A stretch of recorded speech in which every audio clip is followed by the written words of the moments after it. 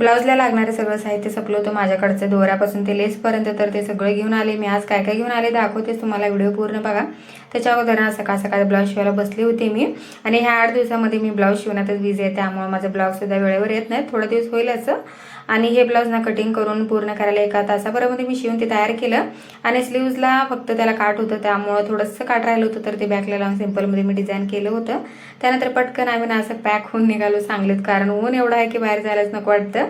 आणि मला वाटतं दुकानात गर्दी वगैरे असेल, कारण मी जेव्हा पण येते ना तेव्हा गर्दीच असायची, पण ह्यावेळी आमचाच नंबर लागला गेल्या. तर इथं ना मी लिस्ट काढून आणलं तरी काय ना काय राहिलेलंच असतं, मग एक वस्तू आठवून घेऊपर्यंत इथं बरंच वेळ गेला आमचं. त्यानंतर म्हटलं आता काहीतरी थंडगार घेऊयात म्हणून आलो होते इकडं. आणि इथं आमच्या आबीला काहीतरी पाहिजे होता म्हणून तो ना रोसून बसला होता. आता मी काय काय घेऊन आले ते तुम्हाला दाखवते. तर ड्रेस शिवायचा त्यासाठी एक बेल्ट घेतला मी, आणि लग्नाचं ब्लाऊज शिवायचं त्यासाठी मण्यांची लेस पण घेऊन आले, व्हाईट आणि गोल्डनवालं. तर हे एकच मीटर घेतलात मी.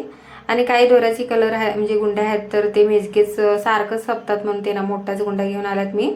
आणि पॅच घेतले. आणि हे जी गोडची पट्टी आहे ना मी पहिल्यांदाच वापरणार आहे, त्यामुळे मी एकच मीटर घेतले. त्याच्यानंतर चॉपचे ना सारखंच माझे म्हणजे मोडून जातात, त्यामुळे ते एक बॉक्स घेतला. आणि ह्यावेळी ना थोडंसं मी वेगळं लेस घेऊन आले, म्हणजे जे वापरले नाहीत आतापर्यंत ते घेतले, म्हणजे वेगळं वाटलं त्यामुळे. आणि ह्यामध्ये मला सिल्वर कलरचं भेटलाच नाही, ते आता नेक्स्ट टाइम जाईल तेव्हा घेऊन येईल. आणि होतं म्हणजे ते मला आवडले नाही डिझाईन, त्यामुळे नाही घेतलं. आणि हा जो लेस आहे ना मी एकच मीटर घेणार होते, पण महाग बसते म्हणून मी असं बंडल घेतला. तर